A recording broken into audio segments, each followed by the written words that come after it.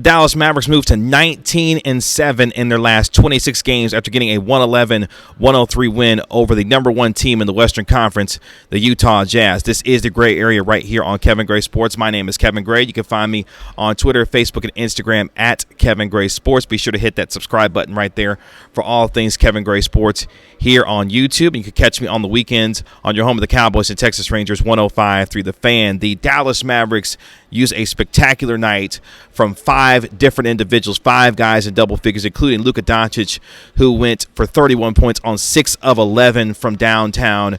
Use a terrific third quarter performance as they outscore the Utah Jazz 37-27 in that decisive period. Tim Hardaway Jr., Dorian Finney-Smith, and Luka Doncic combined to score 35 of those 37 points to give the Dallas Mavericks that 111-103 win over the number one team in the Western Conference, the Utah Jazz, who had won 9 straight coming to this basketball game, the number one team in offensive rating and defensive rating in all of the National Basketball Association. The Dallas Mavericks, with no Kristaps Porzingis, which we'll get to here in just a little bit, handled their business to move now to 28-21, a season high, 7 games above 500. I asked Luka Doncic after the game about what a statement win does for the confidence of this basketball team now that they've won 19 of their last 26 games. Here's what Luka Doncic had to say. Hey, Luka, this team has won 19 of its last 26 basketball games. What does a confidence win like this do for the overall confidence of this team, knowing how well you guys have been playing lately? I mean, every win is a confidence, Any NBA team can beat you, so every win is a confidence here. Obviously, this one they're first in the West or second, so obviously it's a big win, and we just got to keep rolling like this. So Luka Doncic saying, look, every win is a confidence win, and this win was no different against the number one team in the Western Conference, a Utah Jazz basketball team that had smacked around the Dallas Mavericks the first 2 times that they met in Utah. This time, the Dallas Mavericks do the smacking around of the Utah Jazz in this particular game, where they shoot 46.9% from the three-point line, going 23 of 49 from downtown, shoot 45% overall. Do the Dallas Mavericks. They hold the Utah Jazz, who had made 18 three-pointers in the first half in their last game against the Orlando Magic, only hold them to 27.3% shooting from the three-point line. This game was about the collective effort of several individuals in this game, including one of the heroes in this game in Dorian Finney-Smith. He had a terrific game, 23 points. He was extremely aggressive, especially from the three-point line. He went 5 of 12 from downtown as Rudy Gobert went out and guarded a lot of the time on Dorian Finney-Smith. Dorian Finney-Smith had the green light from the Dallas Mavericks to be able to shoot the basketball at will, knowing that he was going to be pulling Gobert away from the basket. Here is Dorian Finney-Smith talking about his performance after the game and what it was like to have the green light, given what Utah was trying to do to him defensively. It just, playing in Utah is already, tough. But, coming back off of COVID, it was already, my chest. When you got COVID, your chest already hurt. So when you come back into Utah, it was like the perfect place to get back in shape. But I just want to make a shot. So I knew I was going to get shots this game because I knew they was going to put Rudy on me. And everybody on the team kind of knew Rudy was going to guard me too. So they were just saying, shoot it every time. If you shoot 15 threes, that's okay. And I was like, well, I shot 12. So Dorian Finney-Smith, since coming back from COVID, has looked like a completely different basketball player. You saw the decisiveness, the aggressiveness, the ability and willingness to take shots from downtown, and overall being all over the floor with second-chance rebounds, 50-50 balls, hustling all over the place.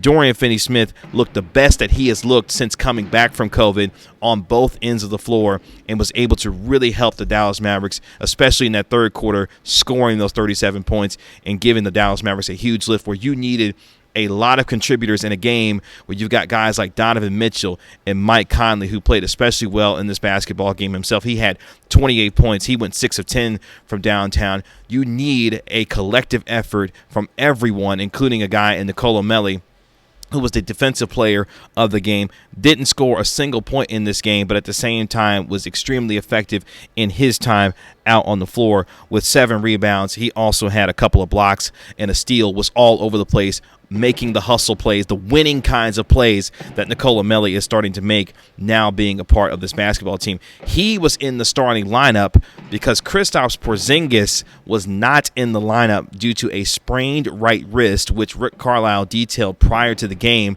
that apparently Porzingis had suffered back in January. We will know more about his status in the coming days with respect to how long the timetable could be for Kristaps Porzingis to be missing games for this Mavericks team, who, as we mentioned, are finding themselves in a terrific groove right now, winning 19 of their last 26 games. I asked Tim Hardaway after the game, another unsung hero in this game where he had a terrific performance also. He had 16 points, 3 of 7 from downtown, about what a win like this does for the confidence of this Mavericks team going forward as they continue to put themselves in position to try and continue to climb the Western Conference standings. Here's what Tim Hardaway had to say after the game.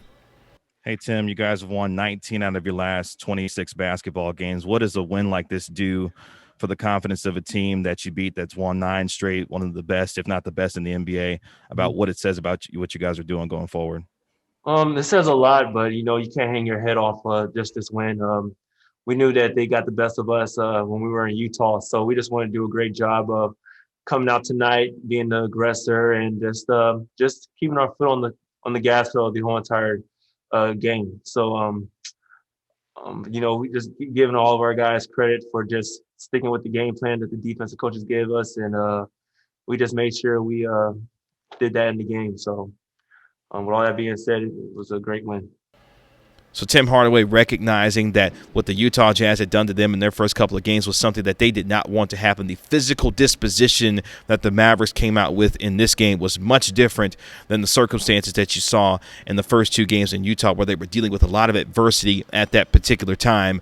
This looked like a team that was light years away from what it was those first 2 meetings in Utah when they put it to them pretty good out there in Utah. So Tim Hardaway continuing to be a guy. He was a plus 12 in the plus minus category, one of the 5 guys in double figures, along with Dorian Finney-Smith, Luka Doncic, also Josh Richardson and Jalen Brunson and Tim Hardaway. Jalen Brunson continues to be the captain of the Stay Ready All-Stars. He had another terrific performance. 20 points, was a plus 8 in the plus minus category, 4 of 7 from downtown.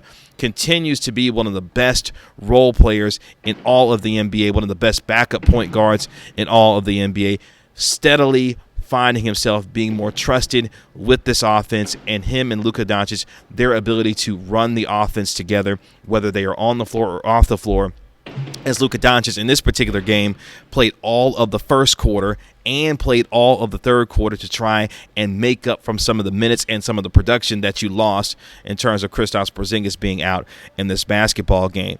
I asked Josh Richardson after the game about whether or not a tone was trying to be set in this game due to how things went the first couple of times in Utah. Here's what Josh Richardson had to say about the tone that the Mavericks wanted to set in this basketball game. Hey, Josh, this game seemed to be a lot more physical, and the disposition seemed to be that way. Was that the mentality coming into this game after what happened in the 2 games in Utah? Yeah, kind of, but I think we also got to remember that, the circumstance of the Utah games was very tough for us. We're not an excuse-making team, so, we're not really dwelling on it, but we knew that we were going to try to make the game look different today. We'll say that. So Josh Richardson saying, look, we wanted the game to feel a little bit different than what it felt like when we were in Utah the first time around. And it felt that way. It was a little bit of chippiness in this basketball game where you saw Dorian Finney-Smith and Rudy Gobert get into it a little bit as Dorian Finney-Smith was defending Luka. Luka wound up getting a technical foul in this game. Dorian Finney-Smith doing what he can to show that the physical toughness was going to be brought throughout this game, and it was done so very well for a Mavericks team that, again, really brought the energy, brought the hustle, but more importantly, the maturity that this basketball team is displaying now after going 4-1 on the road and then coming home in a very important game where you've got home games against the Utah Jazz, and then you go on the road to take on Houston before coming back to have back-to-back games against 2 of the top 3 teams in the Eastern Conference in the Milwaukee Bucks and the Philadelphia 76ers. This is the kind of win that makes statements across the NBA about what you are going to be moving forward. And again, without Kristaps Porzingis for an unknown period of time, it's important for this team to build the confidence needed to know that they can win without their second best player on the team, given what he has given them, especially in the second half, a 20-10 guy with his ability to shoot the ball from the three-point line and provide rim protection and presence for this Mavericks team. So being able to do so without their best player was extremely important. Nikola Melli, Maxi Kleber was also important in this game. Didn't score any points in this game, but was active, had 5 rebounds also and a couple assists in this game. This win was a total team effort from this entire Mavericks team, now a season-high 7 games above 500. Even Rick Carlisle after the game talking about the plan that needed to be had from a physical standpoint, invoking, yes, Mike Tyson. Here's what Rick Carlisle had to say about the plan that the Mavericks had going into this game physically against the Utah Jazz. Well, there was a quotation we talked about before the game. Mike Tyson once said, everybody has a plan until they get hit in the mouth. And, last 2 times we played these guys, we were the ones that got hit in the mouth. And we knew we had to be the ones that were hitting tonight. Our level of physical presence was much, much better, just all the way across the board. And I think that was the key to the game. They felt us the majority of the game. They're a great team, and they've been by far the best team in the league all year. I mean, they just won 9 in a row by, an average of 19 points per game or something like that. And so we have great respect for them.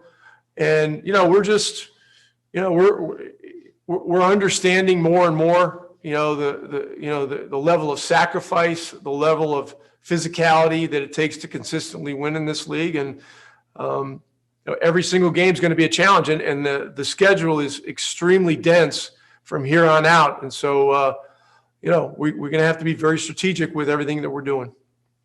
So everybody's got a plan until you get punched in the mouth, as obviously Rick Carlisle was referring to the famous Mike Tyson quote. That's what marked this game, a game where the Mavericks scored 111 points, but also held the Utah Jazz to 103 points, while they didn't finish the fourth quarter the way that they wanted to, getting outscored 34-24, weathering the storm that the Utah Jazz tried to make a run at the beginning of the fourth quarter. This is another sign of the kind of maturity of a Mavericks team needing to continue to stock up and pile up wins as they are in a tight Western Conference going now into some very important home games. We talked about the games that they're going to be having against the Milwaukee Bucks and the Philadelphia 76ers. You got dates with the Los Angeles Lakers coming up at the end of April. These are the kinds of wins that you have to stack up to try and find yourself trying to get out of that dreaded play-in tournament situation and find yourself in the top 6 of the Western Conference. So the Dallas Mavericks use a terrific night shooting the basketball themselves, shooting nearly 47% from the three-point line. As we always talk about, it's a make-or-miss league. And on this night, the Mavericks made three-point shots. The Utah Jazz simply did not, shooting 27% overall from the three-point line, 42% overall from the field. The Mavericks didn't shoot much better in terms of overall field goal percentage at 45%, but at the same time, the gang rebounding in this team, even though the Mavericks were out-rebounded by 4, you could tell that they made it a point to be much more physical in this game, and they did so to get themselves a win at 111-103. The Dallas Mavericks traveled to Houston to take on the Houston Rockets before coming back home to have back-to-back games against the Milwaukee Bucks and the Philadelphia 76ers. We will see if this team can continue to keep the momentum going as they have firmly announced themselves as a contender in the Western Conference with their terrific play over the last 26 games, now 19-7. They moved to 19-0 with they have a first-quarter lead. So if they have a lead after the first quarter, pretty good chances are they're going to win a basketball game. That's exactly what happened as they defeated the Utah Jazz 111-103 to move to a season-high 7 games above 500. You can follow me on Twitter, Facebook, and Instagram at Kevin Gray Sports. Be sure to hit that subscribe button right there for all things Kevin Gray Sports here on YouTube. We will be back at the American Airlines Center later this week for the Milwaukee Bucks and also the Philadelphia 76ers. So keep it right here on Kevin Gray Sports here on YouTube. Hit those notifications so you know when the videos pop up. This has been The Gray Area. We'll talk to you later. Peace.